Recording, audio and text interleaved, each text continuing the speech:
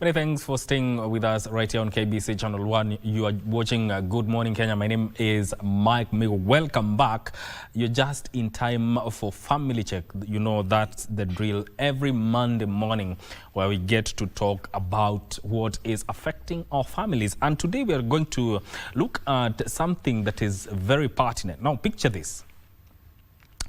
I'm going to paint a simple but kind of an unsettling image. A family seated together at the dining table. Everybody is on their phone.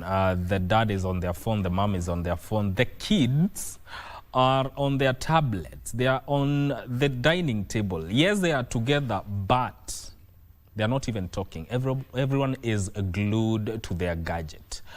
What are we doing in as far as family bonds is concerned? At that time when we used to have those family dinner time conversations, or when a family is just having a downtime where they're just relaxing, nowadays you will find most, if not all, glued to their phones. So we just want to see how can we break that loop of virtual isolation, because this has brought about the aspect of silent households. For that conversation, I'm joined by William Deche, who is a psychologist. Thank you for making time.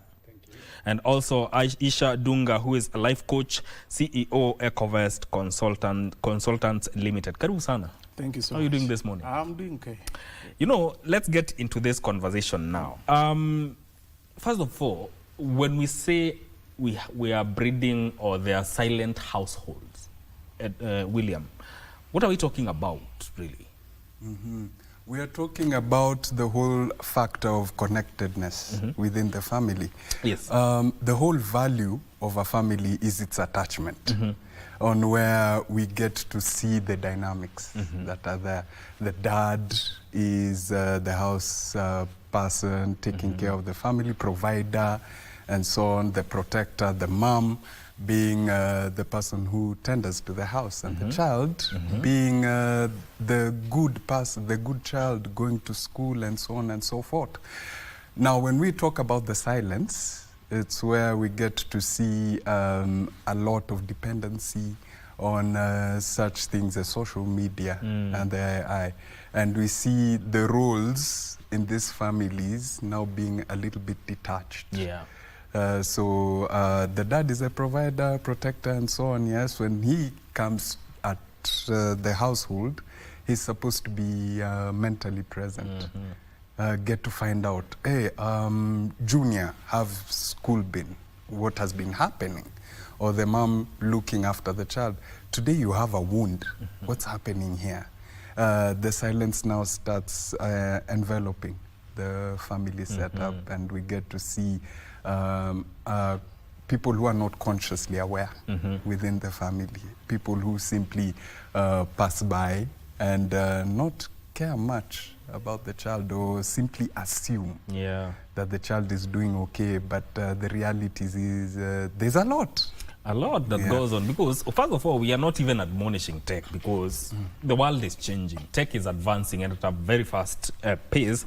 But then again, when you look at the dynamics, what emerges is what would say is a form of co-present isolation, Isha, because we are sharing space as a family. Correct. But we are so engrossed in our gadgets, there is no connection. Yes. So at what point does that screen use come out as cross from convenience to distraction? You know, just like you have been able to put it, we shouldn't be able to really look at technology as a demon that has actually been able to encroach our spaces. Yes. There are reasons and there are good sides of the technology. But I think most of the families and households have gone ahead to glorify certain connections that they find online and in their tech gadgets, to a point whereby the values that are supposed to be, you know, becoming the real sediment of our connections as a family is now disrupted. You know, I've been able to see circumstances whereby a family, there is a child that has been able to Google certain information and then starts to practice this information that probably was trying to look at. And then this changes the whole perspective and character of this child to a level whereby by the time the parent comes to realize that something is changing in this child, it's already too late. Too late, yes. But it's not only in the children alone. You see, a certain research that had been carried out by Stanford indicates that when somebody is glued so much into the screen, there are certain parts of the brain that are being affected. And one of them is the learning area and the memory area.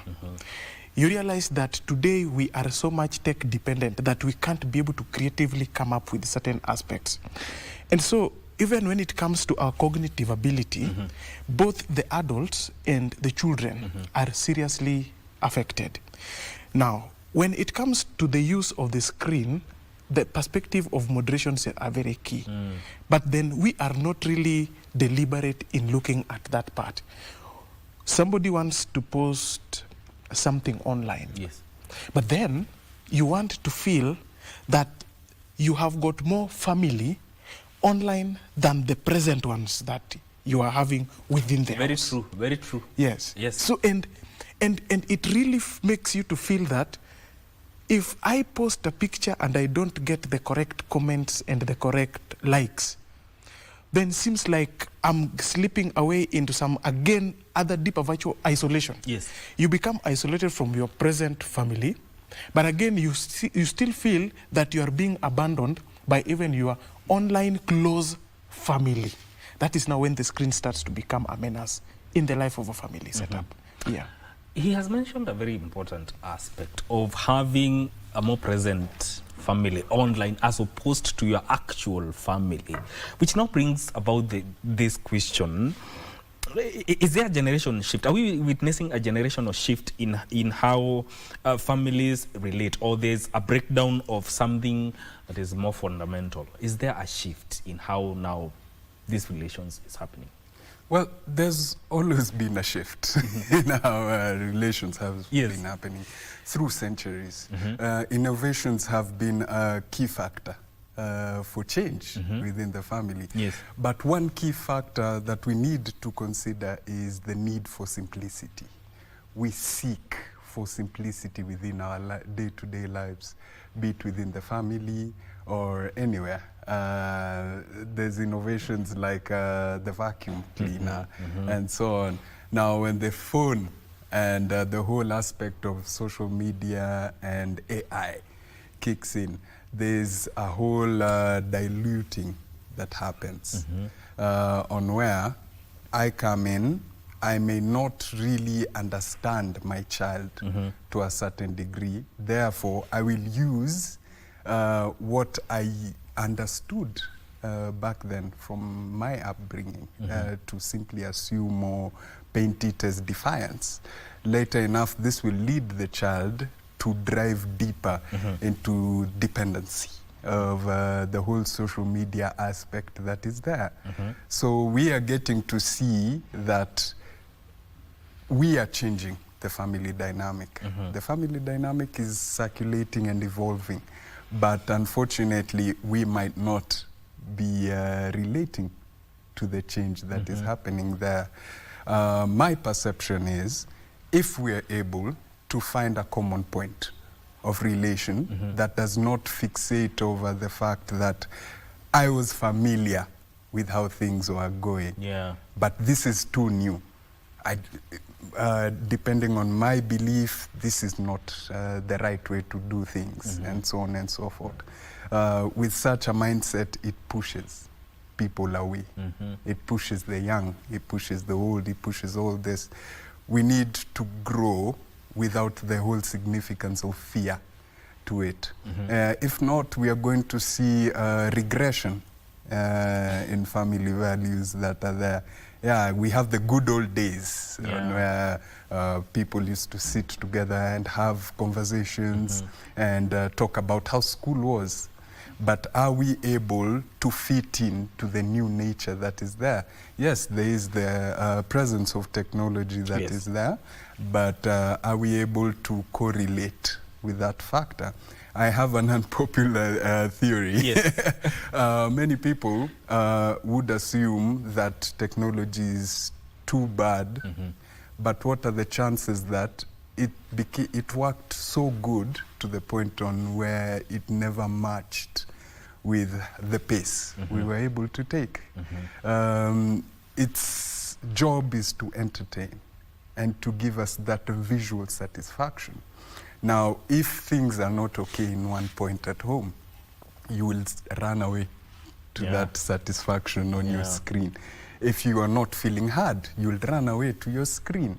So it's worked too good to the point it looks too bad. On where children are, if I'm not able to find mommy's or daddy's attention, I know there are millions of followers or thousands or 50 followers who I might go text my personal issues, and they might be like, okay, so this is what you're going. Oh, so sorry. And then we might have someone who will troll you there, and so on and so forth. We need to grow with time. The dynamic of family needs to evolve with time. You know, tech, I don't think it's neutral. It's engineered for attention. That's why we have different apps, different platforms. But then again, based on what Deche has said, my question to you is, does everyone want to be left alone? Mike, I think, let me demystify this, starting from a little bit far off. Yes. There is these, these mythical sentiments that comes from probably parents and even the people that we are. Like when you were born and when you were growing up, definitely tech wasn't there. In fact, let's start with the phone. The phone was not there. No. In fact, when I started watching television, my dad had bought a Great Wall television, which was black and white. Yes. And that was, and it was actually the time for watching was measured. It was not measured because of certain controls, but because of the way things were. There was no electricity in the village, so we used the battery. So the battery will only take you some time. You get it? So it will go for like about 2 hours. Yes. Then the battery is done. Yes. And so you would only wait to watch very critical and important programs. And you are sure it will go for 2 hours. Including the news. Including the news. Yes. That time KBC, you will be able to wait for that particular time that the KBC is supposed to bring the news. Then you grow up to a level. I remember in around 2000, 2001. Yes. Now phone starts to encroach, but then now a few elites get to have it. But then today, number one, there are these mythical sentiments. Number one says that I want my children to be much good in technology, not like we grew up. Yes. So when the child demands for the phone and demands to watch the screen, then the best way is to give them, because you don't want them to go through what you went through. That's a mythical sentiment that is actually destructive in its very original nature. Number two, have you ever had a parent trying to praise a small child before you at how that child knows how to operate the phone? And it tells you that this is very intelligent. Atalia, and apart from that, you feel some sort of satisfaction. You want to compare your child to other children that have not been able to get hold of the phone, and you feel that now that they have been able to know how to operate it, now they are much more ahead. But the question is, even if they know how to operate the phone, what is the use of the operating the phone in terms of their development? How does it contribute to their development? And what is the other side of their own destruction if you only stop looking at the development side? And you see, I am very passionate about this because as a parent, I am at that age whereby you would want to see your children growing up in a very, straight way and becoming different from other children. And this has also caused us as parents that you want your child to appear to be more sophisticated. Yeah. And by doing that, you introduce them to certain level of technology that are only detrimental, but not constructive. Now, when you reach that level whereby you have been able to make use of that opportunity of introducing technology to the child, and even you as as an adult, you start to feel that this is the partner that is making you happy. You get to the live, and then people talk so nice about what you're doing, others are criticizing, and then you realize that when others are talking so nice, you feel good, and those who are criticizing, you block them, and then you start to feel that you have got an authority over who you want to listen to and who you don't want to listen to.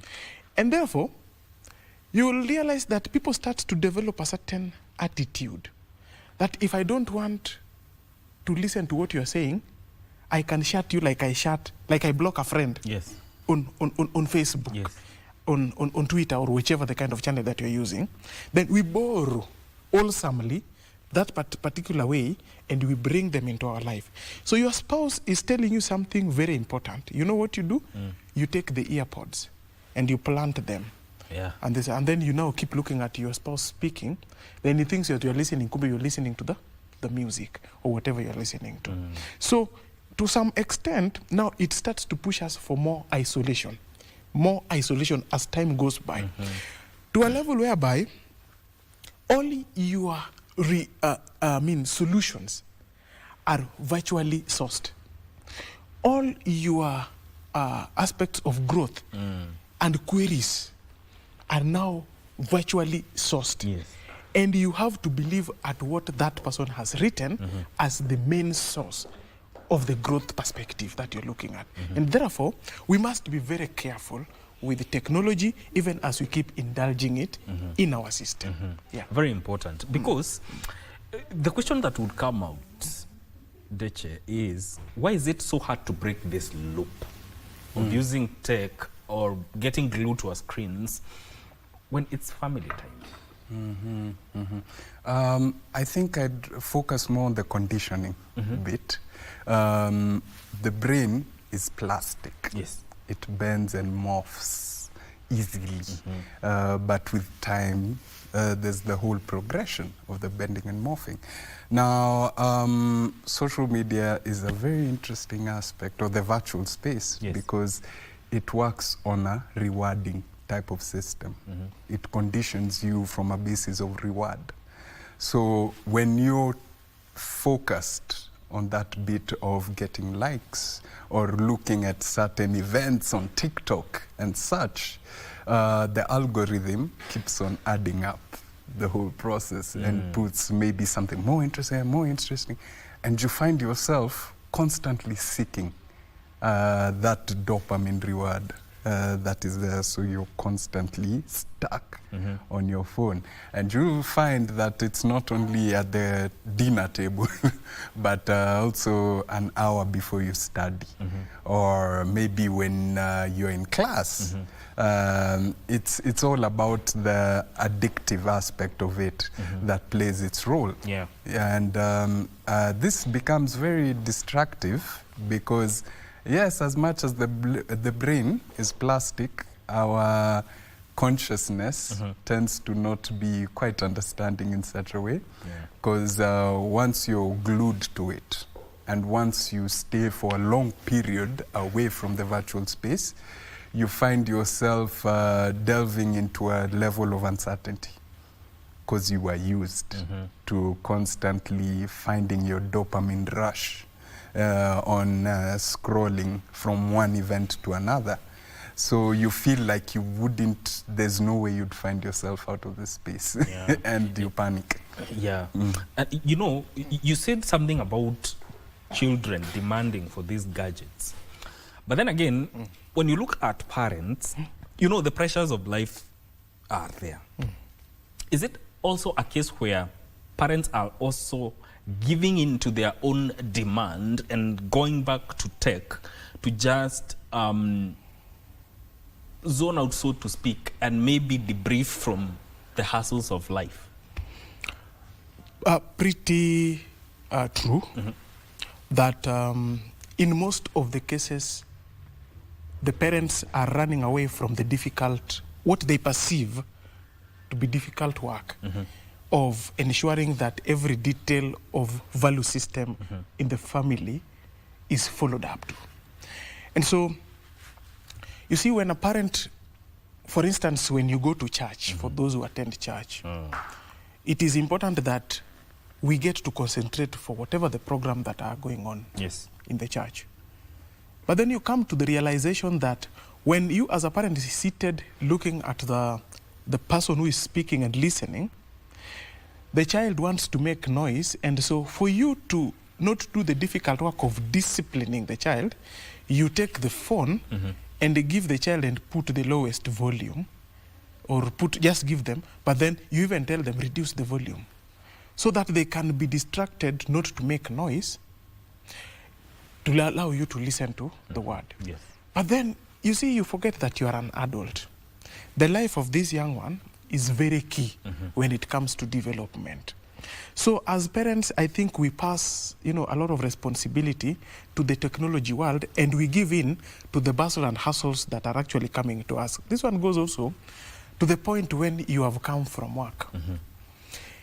And you feel that you are tired, and therefore you can't be able to have a conversation with the children. So you come in, and then they start demanding for your phone. But because you don't want to really get into much issues, you give them the phone. I've been able to put this as a rule in my house. My phone and my wife's phone are never to be touched by the children. And when the child touches that phone, he gets a reward system which is painful.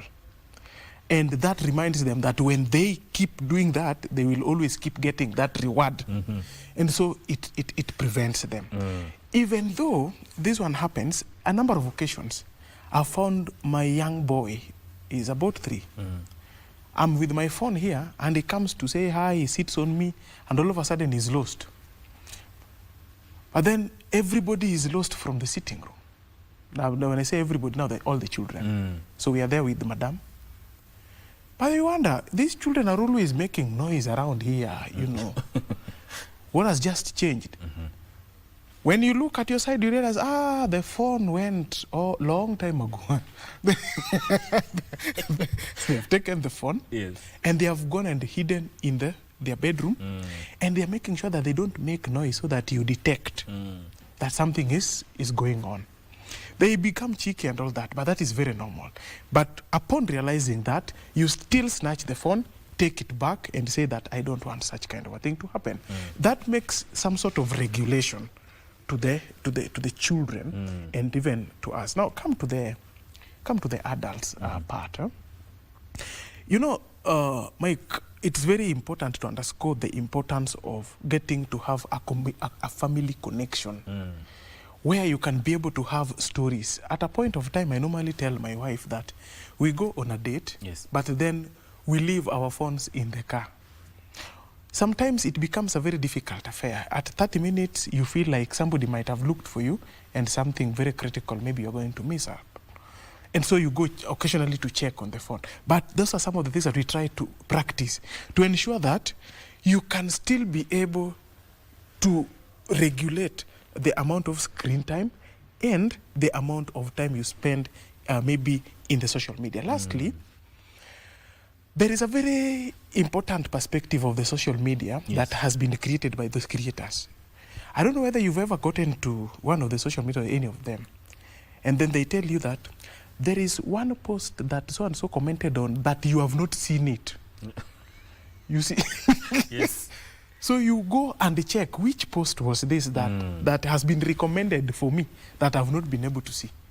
You come and realize that probably it was one movie that you had commented on some 2 weeks ago, which you liked, and somebody again came and posted something related to it, and then you're being called on to that. So like Deji said, the social media has been made in such a way that it keeps calling you back. And if you take a long time, it will tell you that, you know, you've taken a long time before posting this video. This video trended so well, you should be focusing on such kind of videos. And then you start getting that dopamine rush to ensure that you keep yourself glued there. Yes. And then it becomes detrimental. Yeah, Yeah. very important. And you know, children, they model behavior. Correct. And they pay attention to what a parent is doing. And, you know, they tend to replicate that in the way they behave. But then again, what are we losing? Good question. First thing we are losing is the idea of family values. I think it's a cliche at this point, but it needs to be said. There's a factor of family values that is getting lost. The togetherness, the time spending and such. We are also losing social skill build-up. So that means typical skills like communication skills are being eroded slowly because you're used to being pinned into the phone, and communication becomes a big no-no, or rather a big struggle at that point. We're also losing a lot in regards to the idea of our perspective of the ideal self, because there's an imitation of what should or could have been from the whole social media perspective, and feeling like I'm not perfect. I see people parading in certain ways, wearing certain things, driving certain things, and I cannot imitate that, and they look way beyond what I'm capable of. Others do post about going abroad or doing remarkable things. Yeah. So that really does quite a number to the self-esteem and ideal self perspective. And I think the last part, we are generally losing who we are as people. Yeah. Because we feel, as I said before, I'll just borrow from the point before, we are focused on what we could have been. Based on the whole portrayal of social media or the virtual space. I forgot to point out mostly on the dependency of the AI. There are a lot of skills being lost there also, from attention and studying skills that are there, because what you need, you get on an instant. All you need to do is type a topic and then it shoots out ideas with added factors that are there. So it's simplified for you, but we have grown into a system, or we have been through a system on where you need to hustle to get your resources. From a university perspective, you need to have references. You need to do all this type of perspectives and things, and now you're minimized to just type the topic and then it will bring you a whole written essay. Where you can copy, paste, and rephrase. So the authenticity of the professionalism in work, the professionalism in studies gets eroded in that. You know, Isha, how then do we recalibrate this going forward? Because, yes, I don't think the answer is simply in reducing screen time. There is something about consistency in enforcing rules. Would that work with the moderation that you're talking about? First, let me be straightforward that yes, it can be able to work. But before I get to that response, there's a very important thing that Deche has been able to touch on, and you ask the question, what are we losing? Exactly. In fact, I can tell you that we are losing our identity. We are losing the sense of empathy. I can tell you that recently on the other day, a certain young people pictured their friend, correct, getting drowned in a river, simply because you didn't want to capture that moment of the death of another one. Yes. We have lost our moral system, values, identity, and it makes us now to become a different beast of the people. So how do we recalibrate this to a point whereby we can start looking at it in an wholesome way of not only just reducing the screen time, Yes. and also looking at the consistency part of it. You know, everything is that you'd want to do, you must be intentional about. So there is the perspective of becoming intentional. You have got a mindset that is not like the computer. You know, the difference between a computer and the mind is that there is a junction in the mind that when you reach a point, Yeah. you make a decision. Yes. You can either go left or go right. Yes. So when you become intentional in whatever you want to do, and if you say that this is the disadvantage that this is creating in me, then you must start becoming intentional, and then start small in terms of ensuring that whatever you'd want to expose yourself to the screen to do becomes a very constructive aspect. You'd want to do research, because with the screen you get research.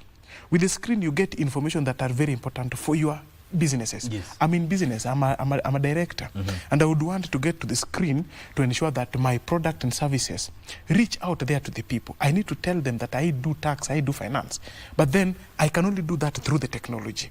But then if I only have to get to the screen simply to satisfy myself, then that intention is something that is now going to be detrimental to myself. So in order to make things work out very well, we must be intentional in terms of our behavioral with the screen.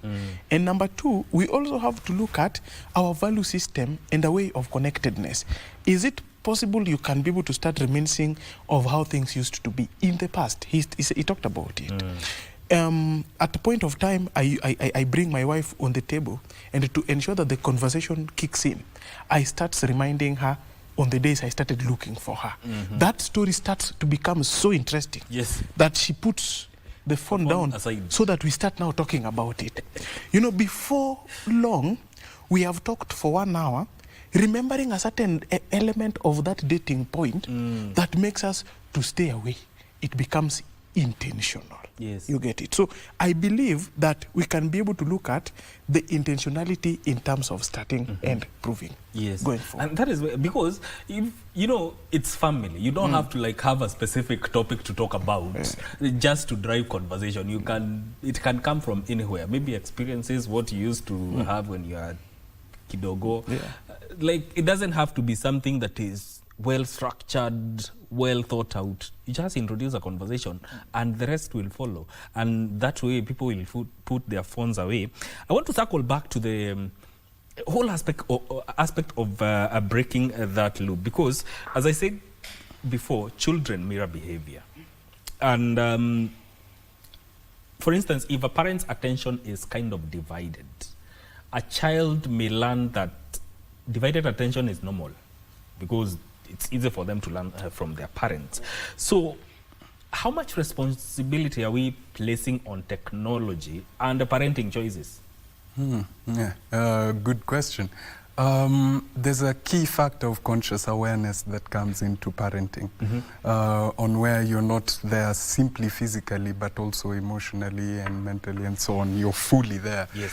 But for some households, we get to see where parents come in very distracted. And one thing about the developmental area of childhood is children are used to consistency. Yes. If you are not consistent, then a child will get to understand, oh, well, you know, why bother? Why should I even go on with this? To worsen it, you're adding, giving them your gadget into the wound. So you're worsening the whole situation. So the child becomes conditioned to the idea of dad is not consistently present. Mom is not consistently present. When you get to mom, she does, I'm tired. I need to go take a nap. Come bother me later or something like that. Or the dad comes in and goes straight to sleep instead of having that conscious awareness of walking through the room, checking on the kids, checking on the procedures and so on. So we tend to see a lot of parents being more dependent on the technological basis for child raising, and using all manners of excuses. Like when Mr. Dunga talked about the parent comes in and just gives out the mobile phone as in, she's very smart child. Yeah, give him the phone. He knows how to maneuver the whole process. But the reality is it smartness or is it simply an avoidance that you're seeking? You don't want to be accustomed to the idea of getting to understand your child. Yeah. So you're going to be dependent on your gadget to play that role. And at that point, we are going to see quite a cluster of issues that will pop up there, because now when that child is dependent on it, they will be dependent on finding that short burst of satisfaction in it and avoid the consistency aspect that are there within the family. Yeah. What does it speak about discipline within the family when we let ourselves, or people let themselves, get engrossed in a screen and maybe shun away times when parents would speak authoritatively on their kids? Very bad. The discipline has deplorably reduced. And I can tell you that if there's something that I've been singing to my children, is that there is no success without discipline, just to instill the sense of understanding that discipline is a key component of their growth. I can tell you that I don't know whether you've been able to experience this. Online, somebody is so harsh, doing very bad texts, to a point whereby you know if you meet this guy, this guy is going to finish you. Yes. But when you meet this person, you get again the opposite of the person that you thought. We have only practiced probably typing so harshly and becoming indisciplined online, to a point whereby when you are now called upon to defend whatever the things that either you are saying, doing, or writing while you are behind the screen alone, then it becomes very difficult to do so. The perspective of discipline has become so bad.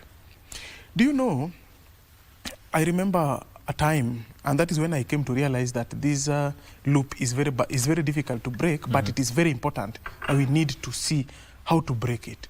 That time that we were sitting in the dining table with the family, and Madame sends my older daughter to go to the kitchen and get a cup of water and bring. So my daughter gets to the kitchen and gets the cup, and instead of bringing the water, he gets the oil from the container, and he pours it in the cup and brings it.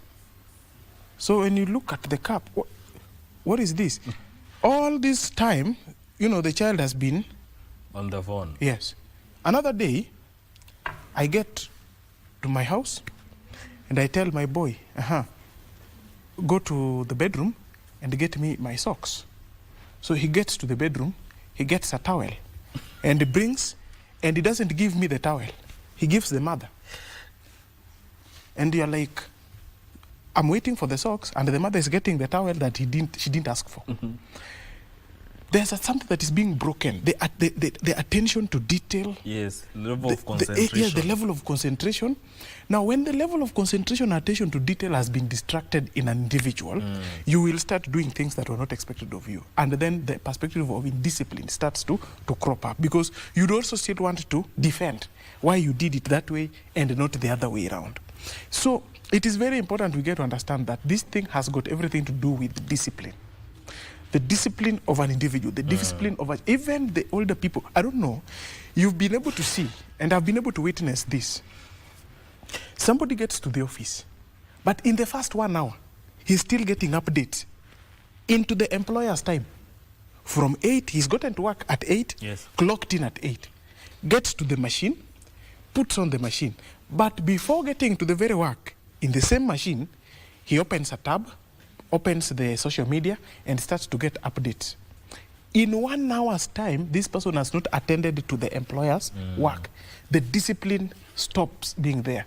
Once we have been able to waste a lot of time there, is when now you would want to now start doing things in a rushed manner.